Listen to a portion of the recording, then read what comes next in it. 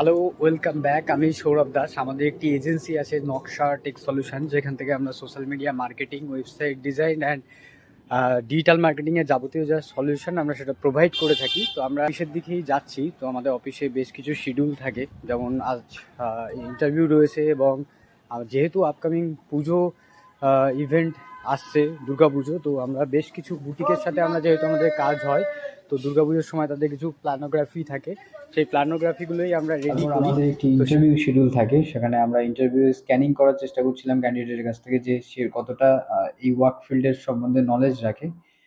তারপর আমাদের বেশ কিছু প্রবলেম রাইজ হয়, যেমন একটি ওয়েবসাইটের মাইগ্রেশন নিয়ে আমাদের প্রবলেম হচ্ছিল।